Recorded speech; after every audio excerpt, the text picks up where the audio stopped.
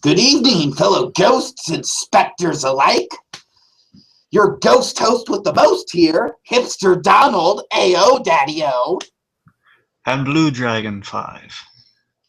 Here to engage in some haunted holiday hijinks by trudging through the catacombs and dusting off the cobwebs as we recount our spooky selection of Halloween classics. So light the jack-o'-lantern, suit up, and grab the candy dish as we revive and recount tonight's selection entitled The Rugrats Candy Bar Creep Show. Maniacal laugh, maniacal laugh. On tonight's Haunted Holiday Hijinks.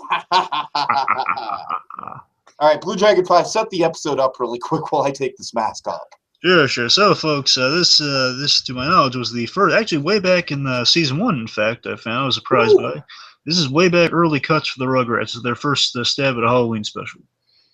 Yes, it's pretty early on in the run, right? Like episode 8 or 9, something like that. It's like seeing as the numbering gets a little weird when you look it up because they do it's like 2 11-minute episodes in one usually, so it's kind of like it's in the 9 range.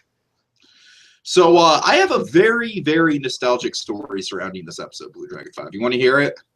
Sure, tell us. Okay, so back when I was a kid, I've told stories about when I was a kid before. I would watch Aladdin on VHS a lot. I'd watch my import from Japan entitled Scamper the Penguin, which was fucking adorable. Look it up on YouTube. Of course, the Disneyland sing-alongs, Land Before Time, stuff like that in my childhood. So I was exposed to a lot of animation. I was exposed to a lot of animated films. What I wasn't exposed to until I was about 7 or 8 years old is these guys right there, the critters on Nickelodeon. I didn't really start watching Nickelodeon until probably about 97 or 98 on a regular basis. Until then, you know what I was exposed to? What? I was exposed to a VHS tape that had this episode, the Red and Stimpy Halloween special, and the Doug Halloween special. Yeah. Yeah? You know what? Do you know what one I'm talking about? I think I do. So keep in mind, I would watch this VHS tape for like at least a year or two before I knew that there was an actual Nickelodeon. So I just thought that they were standalone shorts. Oh. So when Rugrats came up, it was like Candy Bar Creep Show. I was like, okay, that's it with these characters. We have like, we have like this 11-minute show with, all these talking babies and Angelica and everything, and the dog that we barely even see in this episode. Oh, wow. Let me ask you, so it was like an official release or just it was like an official release? No, this wasn't a bootleg. This was an official release from Nickelodeon. It was the best of the Nickelodeon Halloween special. You know what's so great about that, Tiki? They still do it to this day. What, they release... They do the compilation around the holidays for particularly Halloween specials. I have one I got like a year or two ago of like a few 6 Nickelodeon specials, like the Hey Arnold specials on there. The do they have like a mix of like new and old school? Yeah, new and old school. That's cool. Like I think the newest thing might be like Fairly Odd Parents, but which isn't really that new at all, so I can. It's a great. I just want like the fucking Breadwinners Halloween special. No. The cutoff is like that's like Fairly Odd Parents is like the new. No! Better yet, the Fanboy and Chum Chum Halloween. Don't bring that up. Please don't bring that up. I'm sorry. You're cutting close to Atlantic Sheen. So why would you say that? Why? Because it's Halloween. That's too scary. That's like NC-17 scary, T. You don't. Oh God. We're talking like Bruce Campbell getting a show of Bruce Campbell people getting stabbed in the eyeball. That's all right. Kind of horror you're talking about there. So we're talking in general about classic episodes of Nickelodeon that really kind of ramped up the scare factor. And I'll admit, BlueDragonFive, I watched the Doug one before we came on too, and I don't believe it's on the itinerary this year, but it's really good. First of all, the imagery is just flat out scary in some spots. Like, it's pretty disturbing. But I really love the idea of the Doug Halloween special. Maybe this will jog your memory. Do you remember a Doug episode where there was this haunted house, this legitimate-ass, like haunted house, and then some creepy guy built a theme park around the haunted house and had the haunted house as the main attraction. You Not know, ringing a bell? unfortunately, no. Bear in mind, Doug's out of all the nicknames probably the most. It's probably the longest. I just love the idea of like a real haunted house, like a legit, like this is an old scary house that some bad crap probably went down in. You know what I mean? Yeah. Being in the middle of a theme park, it's just cool. It has really cool atmosphere in it. So, anyways, Right. we're not here to talk about. Excuse me. We're here to talk about Nickelodeon. specifically the Rugrats. Absolutely. So we have a fondness for the Rugrats. We've reviewed a few episodes on Christmas in July. But yeah, let's get right into it with the Halloween special. As I said, this is like an early episode in the Rugrats run. For a long time, this was the episode that I just flat out thought was the only thing that existed from Rugrats, which is kind of adorable when you think about that. Like I said, like barely any Spike. Like you think Spike is just kind of like an afterthought. Oh, yeah. You know, it's also... So imagine my surprise when I found the series and I was like, oh my God, there's like a bunch of these. That sounds adorable. Yeah, but, yeah. You know, it's kind of funny also because it's season 1 of Rugrats. That's another reason to be scared because the most off-model animation for the Rugrats ever was just season 1.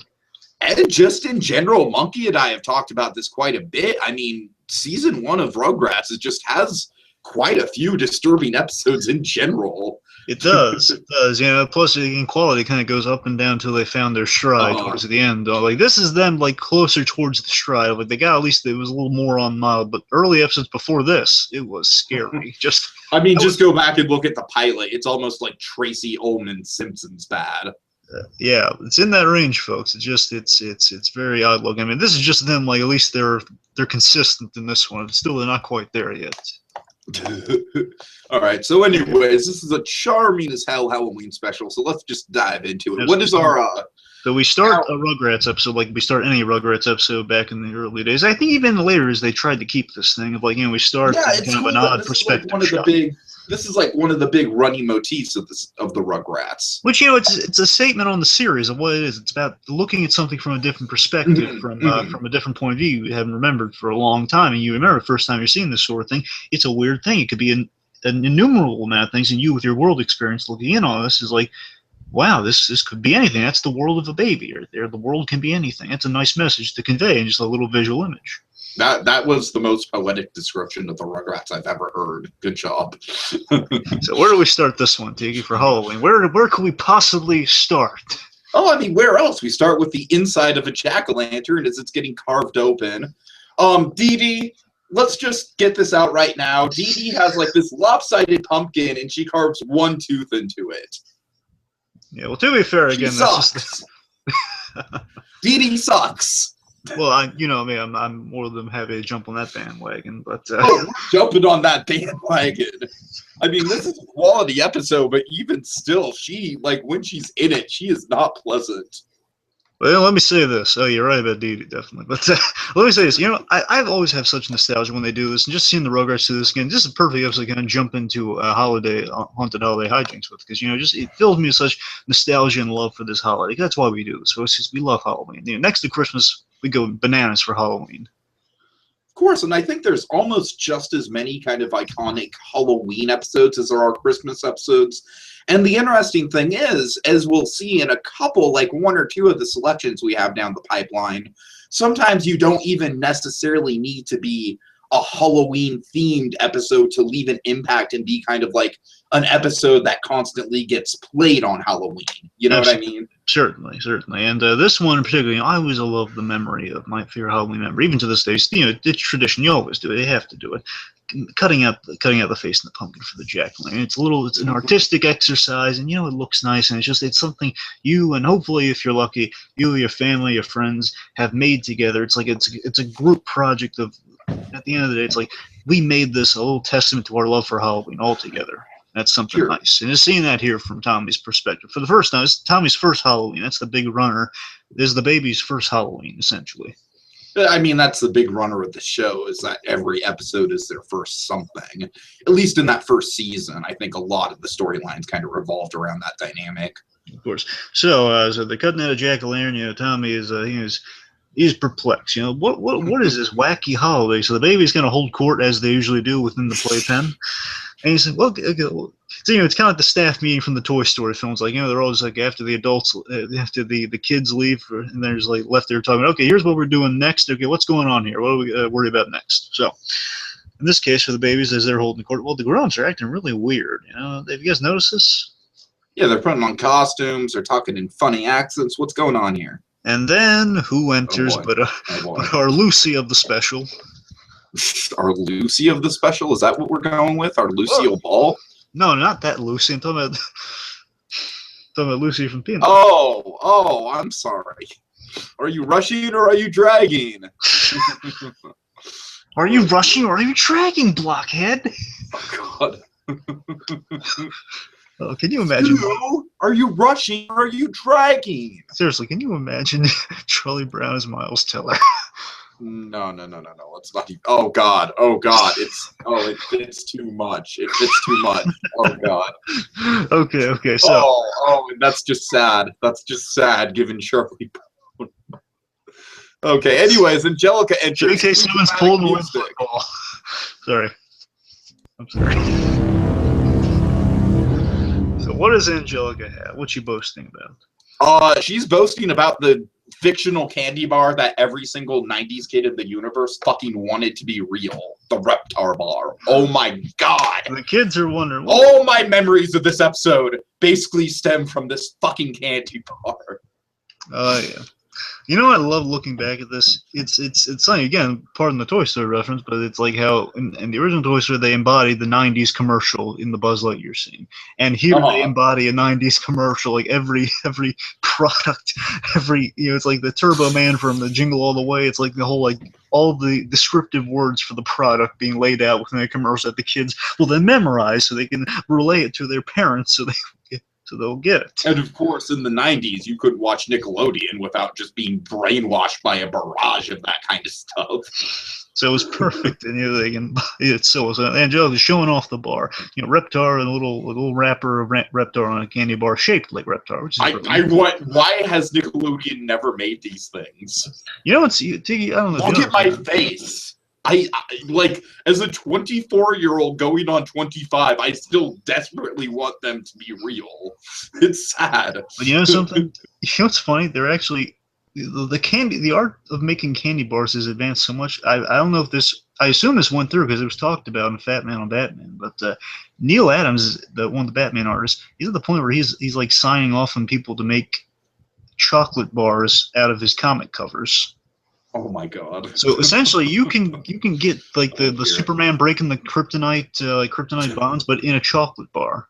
Of course, because who wouldn't want that? So you can literally eat your literature and art now. Is it the whole like turning your tongue green thing that they're having a hard time with? Well, I don't know that far. I mean, I assume if you bite into that one, you're gonna get paper cuts. But I don't know about this. I wonder. You think there's a bit of lime that turns your tongue green? Wouldn't it be kind of neat if it's like a chocolate, a little bit like a lime or something? That's what I always freaking pictured. Like it was like a chocolate key lime pie flavor. Yeah, you know, it's like either like a lime or like a sour thing. You know, like just like right.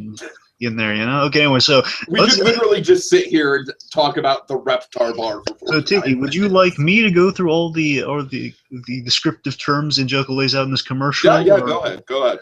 Okay, so Angelica, as she sells this bar like she's an executive to these babies, she says it's chocolate. Basically, going through the theme song, it has chocolate, it has nuts, caramel, green stuff, swirled, stirred, beaten, sweetened till you can't stop eating.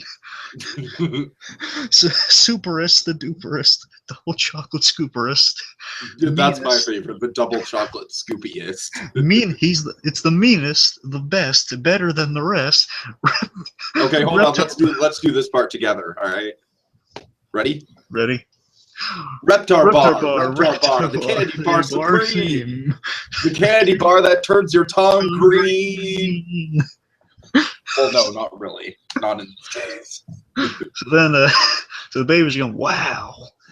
Oh Which, yeah, how can you not say the wow? babies, they're Not just- they're big alternate universe Godzilla fans. Yes, and not just the babies, the They're audience big too. fans of Kaiju. As my associate's reaction here, and myself, just being reminded of this, how can you not react wow after hearing all the stuff this candy bar can do?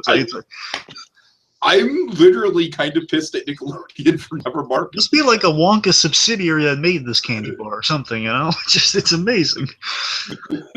Okay, Oh my god, it's just thinking about it just brings me back to my childhood fantasies of like what it would taste like. It looks so good. Oh my god. so yeah, it's gotta have like a sour zing or something, make it like make the tongue. Right. Okay, anyway. Or like kind of like a Tootsie Pop thing somehow in there. It's like when you lick it, you know, there's something in the center. So it's like an opposite Tootsie Pop where the chocolate is on the outside and then the sticky stuff is on the Because remember, inside. the hollowed inside of the bar is green, so there is a green layer Oh my within the God. bar.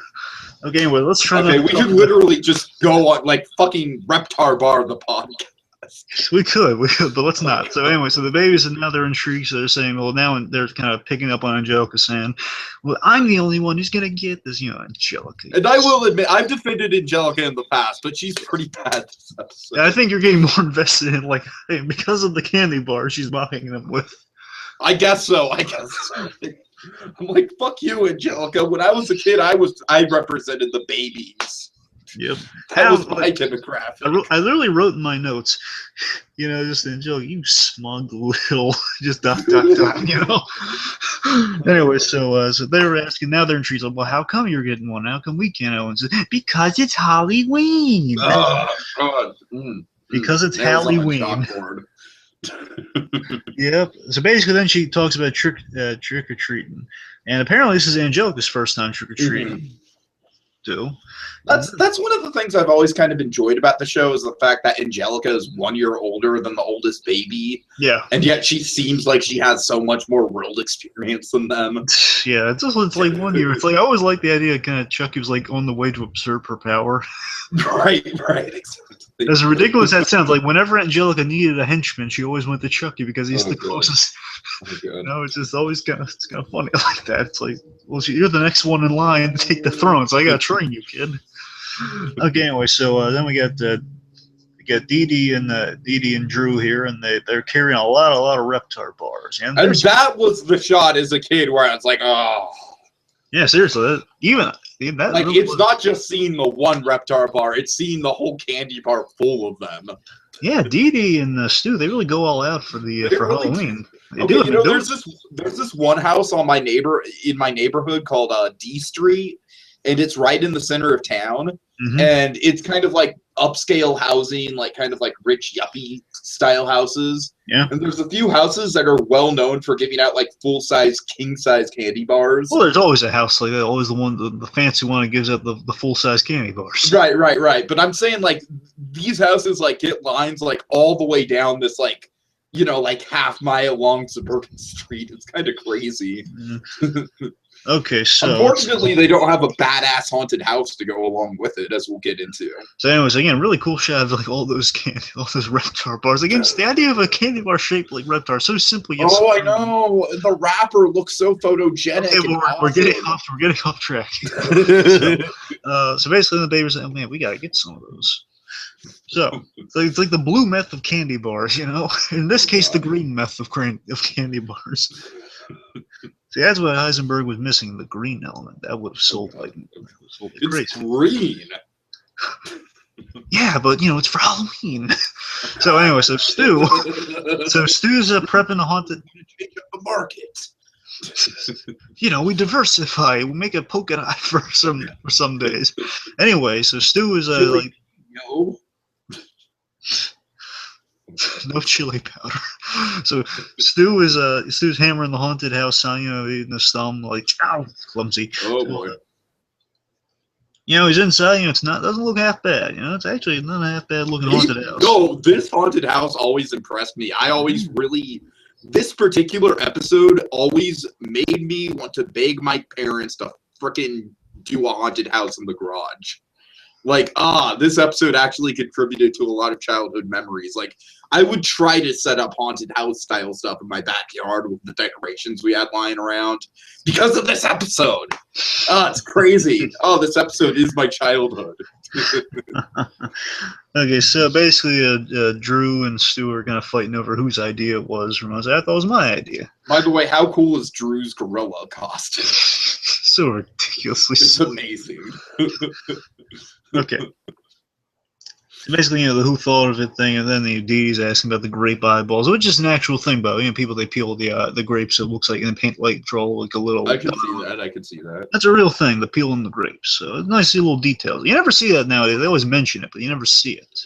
So I like how this kind of comes back. Like they're mentioning the grape eyeballs, the spaghetti worms, From a and then storytelling, what? From a storytelling perspective, this is great setup for the page. Yeah, because as we'll see, like those are not the things that are going to scare the kids at all. Oh, absolutely. Then the grandpa arrives, and again, full circle in the series. He enters in his fright mask, and saying, "Oh, well, And be honest, did that mask kind of creep you out as a kid? as a kid, not really. It's just It's got an unsettling design. I mean, it's not enough to be scary, but I think it is enough to be like creepy. I'm just saying, as a kid, and even now, just looking at it, it's like it's Grandpa Lou, but he has like a funky hat on. Because you see the body, this costume he's wearing. Like the vest and everything. That's Grandpa Lou. Yeah. Okay, anyways, I think Grandpa Lou enters. Grandpa Lou's one of the breakout characters of the show. We love this guy. Of course he was. Sure. Anyway, so then he takes the mask. Well, you can't have that on when the babies are here. We can't have the babies in here at all with scary stuff like that. And then they have nightmares for years. Absolutely. And then basically, and Drew realizes, oh well, I promised Angelica. She can, well, maybe her. Maybe we'll wait a year with the other ones. Yeah, and irony, big time. So let's see. So oh God, let me do the Grandpa Lou thing. All right, go on. When I was a kid, me and my friend Sparky. No, his brother. Oh, brother, I'm sorry. Me and my brother Sparky used to walk 15 miles to the next house. And these were real tricks and real ghosts. Real ghosts pop. It's just I love that idea. It's like, what it reminds me of? It reminds me of fucking like Walt and Roy Disney like delivering the papers in Kansas City. Come flap it. Look, we can't always go save Mr. Bankbowl with that, because my Grandpa Lou was doing this way before saving Mr. Banks, to be fair. No, of course, but still. Yeah, you're right. The 15 miles thing, they're very... That was a great running gag throughout the whole series. Yeah, exactly. Whenever you do like the classic old guy walking 15 miles thing, no one did it better than Grandpa Lou. Seriously, he always sold you on the whole 15 miles and the walking. 15 miles. Always the 15 miles, and it's such a great set. It's Grandpa Lou goes through like the whole thing of the old times, and Stu and company roll their eyes, and then Stu says, "Is that right, Pop?" Just it's always, it's a fun set. There's real tricks and real ghosts. Okay. And weren't scared at all. And then like he gets frightened by the trick-or-treaters. I'm like, trick-or-treat! Okay, anyways, then Drew puts on his monkey suit, so to speak. Oh, which is awesome. So great, it's like the eyes move. It's impressive. It's a cool costume, man. It really is. It is. It's a good costume. It's an animation cheat too. Of it's emoting with him. It's funny. Okay, so. All right. Let's see. Basically, we see some scary. The kids the babies are pointing out, like, man, there's some scary big kids out there. Oh yeah. Again, kind of getting into the commentary on the Rugrats. Like, these kids are probably like maybe like 5 or 6 years old the most. Yeah. So that's no older than 6. Absolutely no older than 6. Right. So that's again kind of Rugrats playing with the perspective of age a little bit. Yeah, I remember when I was in 1st grade and we took a tour of the school and we went into a 4th grader's classroom, and I was like, "Oh my God, those kids are like so fucking big and scary." And always like a 7 to 10 year age difference in their minds between between these gaps. Like big kids, like Angel, it's like the babies are like 10, Angelica's 20. It's the sort of age difference it always feels like. Okay, anyways, let's see. So Yeah, it's neat that they can recognize those are kids in costumes and not just monsters. I mean, it just shows you they are definitely mature enough for the haunted house. I think they were more mature in the early parts of the show than they were in the later parts of the show, which was definitely one of the problems with the later phases. I think you're right. You know, really, this cutoff should have probably been Paris. That probably should have been the end of it. And Paris would have been a fucking great ending. Would've. Oh my god, it would have. Would have. Anyway, so let's see. So then let's see big kids. You know how I don't like dill pickles. Why do you gotta bring Amanda Bynes? Because that's the worst fucking moment in all of the Rugrats. That is the open house of the Rugrats. Remember Chucky is the Cinda Finster list. Oh, that episode! I remember that episode just insulted my intelligence when I was a kid. I was like, I used to like this show, man. What the hell? Okay. All right. Anyways. Anyway, then there was Angelica's spin-off, which was stupid. Oh God! Oh my God! Okay. Anyway. Okay. Back to the thing. Okay, All Grown Up was arguably decent. No, not that spin-off. I'm talking about like Angelica and Harold. No, I know what spin-off you're talking about. I'm just saying, All Grown Up as a series was arguably decent. Yeah, that's the best I'll give it. It was arguably decent. Like I could relate to Chucky's struggles for the trading cards. I could relate to that. I really like the idea of Dill just kind of being like a wacky sociopath, and Charlotte was the one that really shined in that. Yeah, series. like Dill belongs in a, Dill belongs in a John Hughes movie. Yeah, exactly. You know, he'd befriend Emilio Estevez. That would be his line. Anyway, so you can see the big kids there. Let's see what happens next. So then Dee Dee's walking in, and she's putting in her vampire fangs. Vampire Dee Dee. God. I love Stu Frankenstein though. Stu Frankenstein's awesome. Perfect. Not quite as awesome as the Drew Gorilla, but still awesome. I don't know. I always love Frankenstein. That might be why. I always love a good Frankenstein.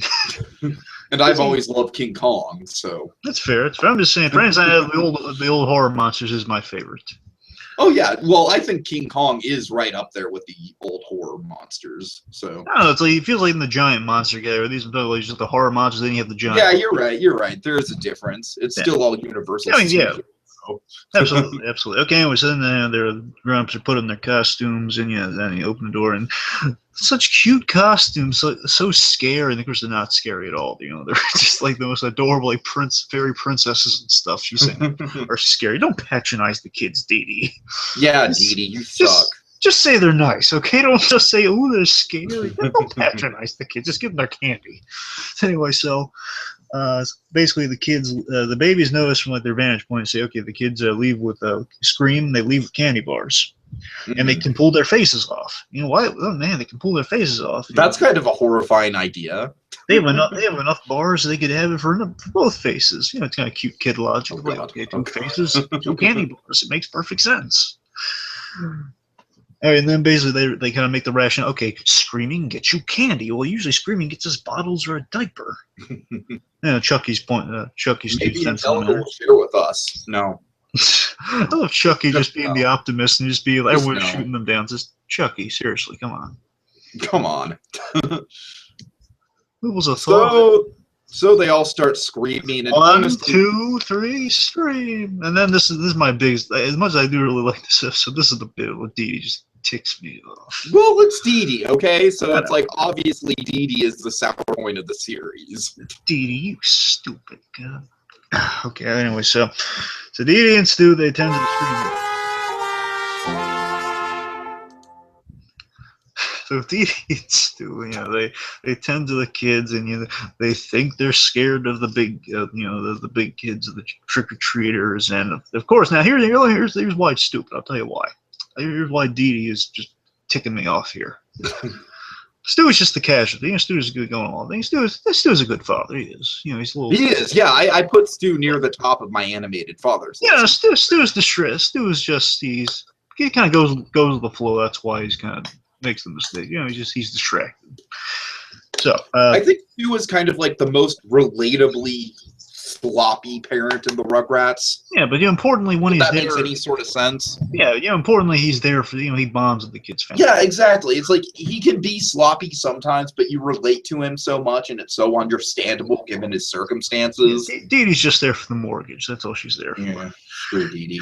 So anyway, so Dee Dee, so here's my problem with it. So they come there, the kids are screaming. The minute they get there, they stop crying. Everything looks totally fine.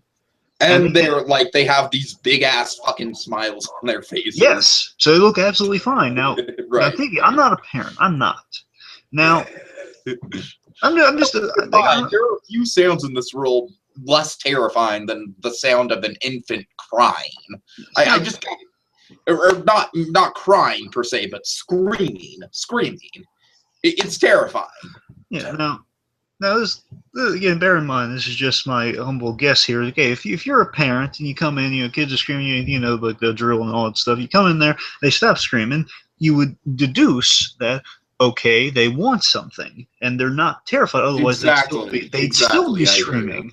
They still scream, or they'd be cowering in the corner. None of which they seem to do. And so I assume they would want something. And I'm not saying they have to figure it out exactly like they want Reptar bars, but still, the fact that they want something, and at least if you're going to get it wrong in the ballpark and not just completely misinterpret it. Point, offer them a bottle or something. Yeah, none of that. It's like this Dee's option is like, oh, they must be scared.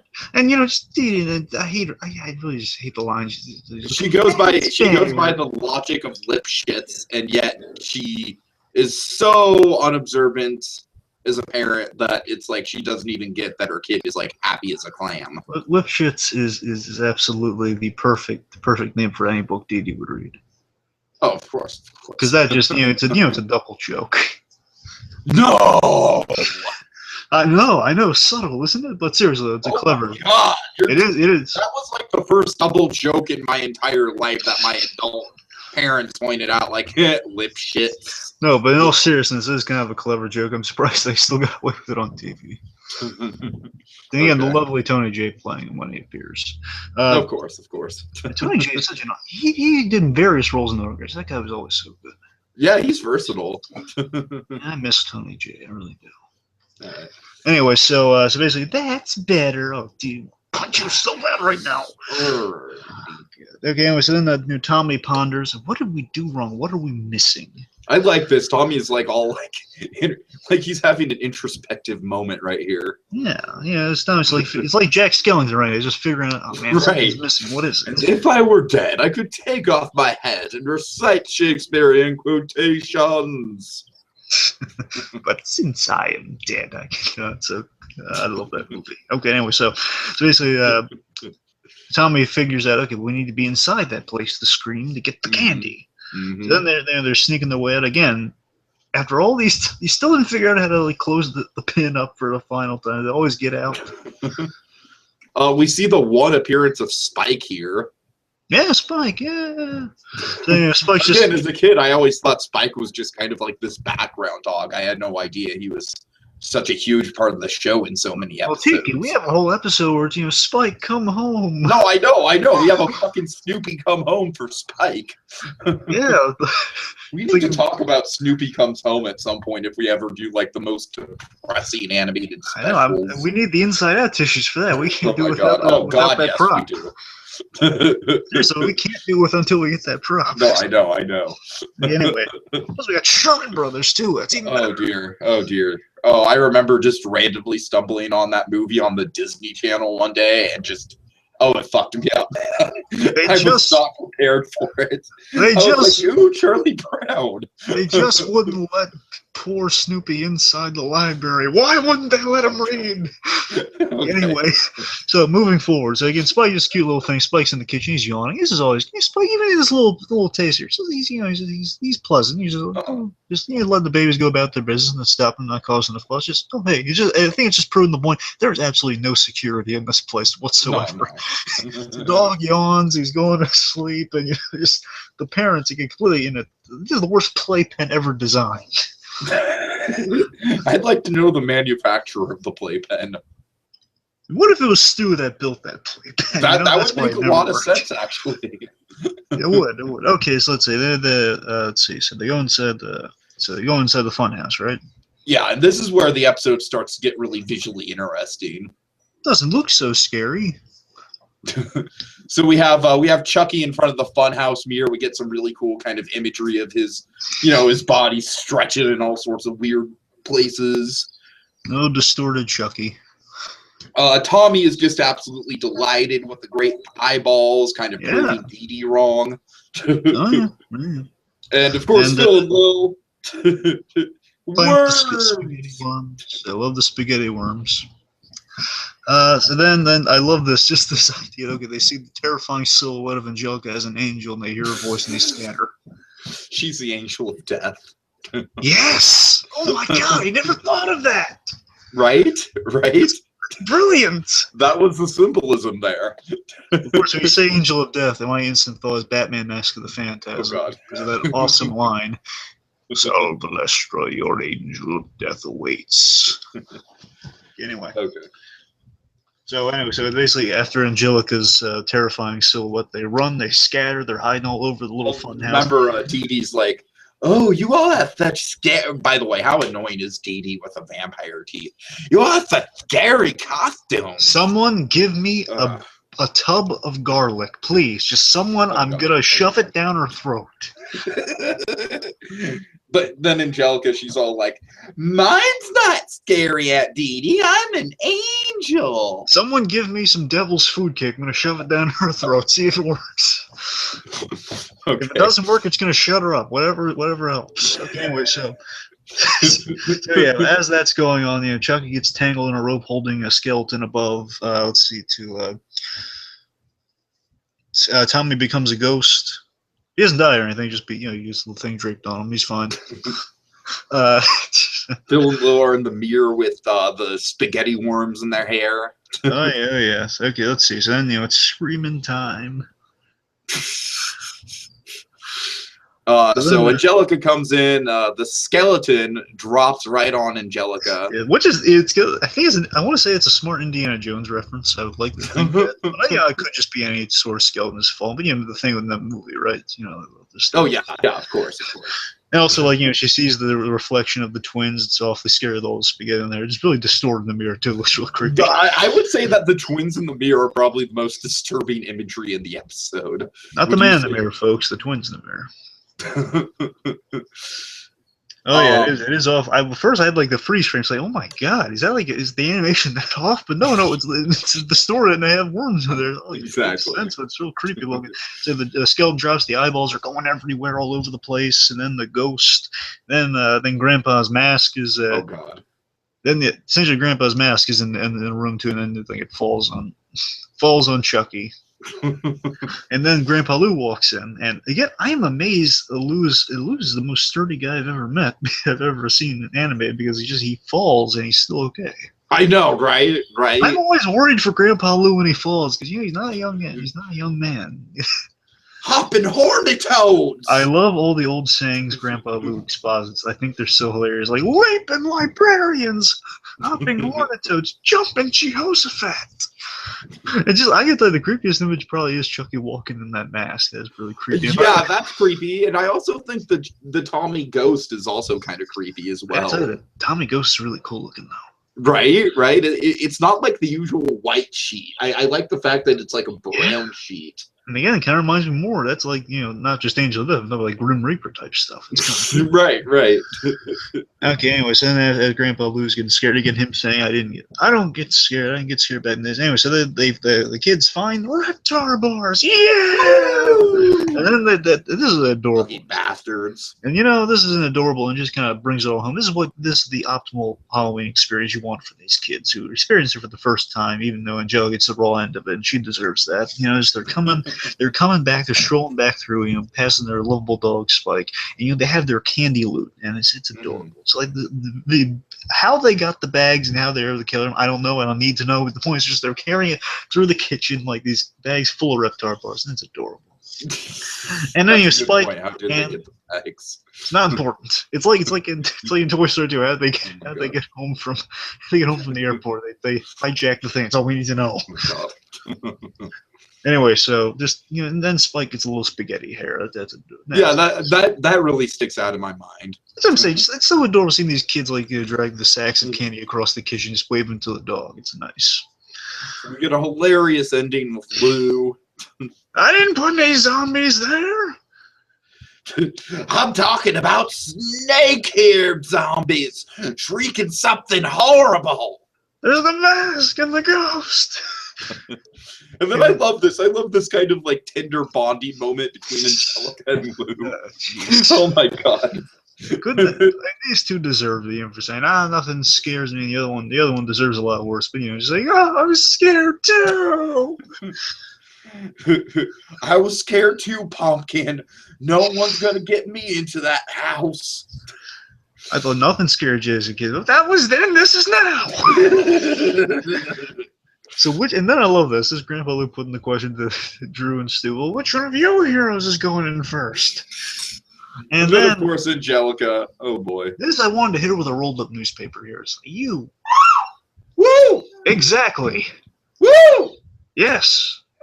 That's the point I'm saying here. You just want to rolled up newspaper. She keeps saying this annoying line. I want my Reptar Bar. Which is also Tiki's reaction to this whole episode, which I can't really disagree with him. I know, right? The more I think of it, I really kind of want just to try this Reptar Bar. Anyway, so as that's going on, we see. So the Tommy and the gang, they finally, speaking of Reptar Bar, we're going to try to enter the Reptar Bar speculation after this bit, if we can.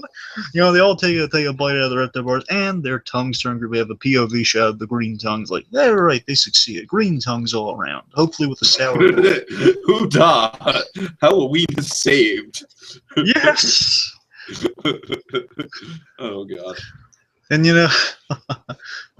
great. Then the brothers are bickering. Why me? Well, just this cowardly bickering. Who's going on? My favorite part of the runner was the flashlight gag. Just saying, "Okay, let me grab a flashlight." Why do you get a flashlight? Let me. There's arguing over flashlights now. And then I wrote my notes here. Just shut up, Angelica. He's for peeing. I want my Reptar Bar. But then we get a lovely shot here. Then we kind of as all that stuff's going on, we go around and we see kind of an overhead shot in the neighborhood and the kids going trick or treating, and it ends on the moon. That's how you want to end a Halloween special. That's nice. Yeah, very very atmospheric way to end it. I will admit, as a kid, when the camera started panning, I was always like, no, I want to see them go back in the haunted house. It was kind of like the Jurassic Park thing when they get off of the ride. Right. Oh yeah. I don't know. They're with you on that one.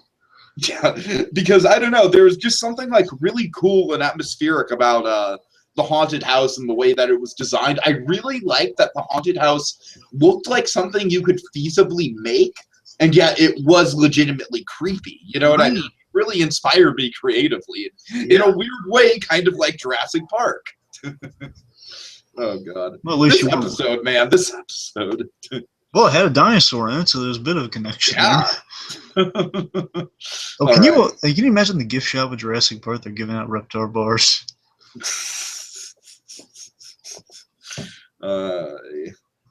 I know I couldn't, because I wouldn't want that mix of synergy. I would want engine-themed candy bars, but let's not even. Well, I mean, just among other dinosaur-themed edible products. Yeah, maybe. I'm just saying that you're mixing cinematic universes here. All right, anyways. So, what are our overall thoughts here? Overall thoughts, it's a solid Halloween special, and from what I remember, the other Rugrats Halloween specials, it's far superior. Oh, yeah, absolutely, no question. The other one that comes to mind, I think there's 3 of them. The other one that comes to mind is the one where Chucky thinks he's a werewolf, and it's silly. Yeah, this is definitely the best one. This kind of puts a trend of the haunted house themed Halloween specials, which Nickelodeon did a few of, including Doug, like I said. So just all around for me, I just have such a nostalgic connection to this thing. And it's really one of the first pieces of TV animation that I grew up with before I even realized what TV animation was. So for that reason alone, I have just a huge, connection with it. And it really did kind of inspire me to want to like design haunted houses and stuff like that, which in a way I kind of felt like led to my Imagineering stuff down the line. So really in a weird way, and this is kind of a revelation I had just looking back at this episode today, this episode really did have a big impact on my childhood, like way more than I remembered it. It all started with the VHS tape. I know, right? And you know what's funny? It's like a vague connection here, but it's kind of similar thing. For me, kind of one of my big obsessions started with the VHS tape. My introduction to falling all over the show. Of course. The Batman the Animated Series. I saw the first 8 and I memorized them, and it became an obsession. All right. So let's see. For the next haunted holiday hijinks, I think we both agreed we're going to be doing the Johnny Bravo and Scooby-Doo crossover. Yeah. So, yeah.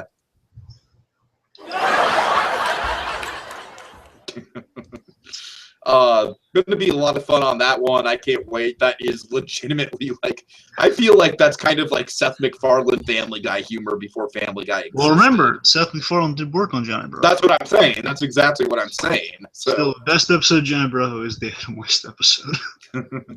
But yeah, that's a good one too. It's actually within the same. It's. See, they have them grouped off differently, so I think Donnie Osmond, Adam Western one, but the Scooby-Doo's in there with another good one too. It's a lot of good stuff. Johnny Bravo had some really awesome guest stars. They did. The early stuff, though, particularly, like the first 2 seasons were really strong. Especially the first one. First one can be a standalone in itself. That's the classic '97 Johnny Bravo.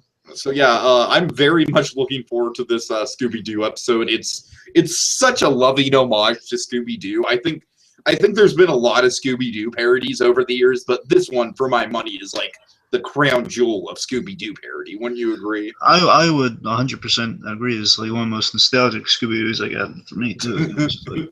Oh, my God. It's a biggie. It's a biggie. Because, again, here's the thing just to hype people up for. The last thing here is to hype people up for John Bravo and Scooby-Doo crossover. It's that... I mean, bear in mind, they're from the same studio. Both are Hanna-Barbera creations, and it's just kind of the ideas going into it. They wanted to show a lot of absolute reverence and love for Scooby-Doo. It's like, well, what if they cross over? Because we're in the same company, and we get the permission and stuff. So basically, why don't we just pair them up? And Scooby-Doo always had the big thing of meeting guest stars and everyone's like, why not Johnny Bravo? Of course, that was a big Scooby-Doo. And it's actually a fascinating analysis of kind of like if you really pry into it, it's like 60s Hanna-Barbera and 90s Hanna-Barbera in a way. Yeah. So there's a lot to dig into with that. Oh, yes. It's going to be good. All right. So thanks a lot for watching, folks. This was a really good podcast, BlueDragonFive. I felt like we nailed this one out of the park. A lot of good conversation going up. Right. So, folks, our spirits grow weary tonight. But don't worry. They'll be stronger than ever next time as we engage in more haunted holiday hijinks. Maniacal laugh. Me and Sparky had to walk 15 miles to the nearest house, and those were real tricks and real ghosts.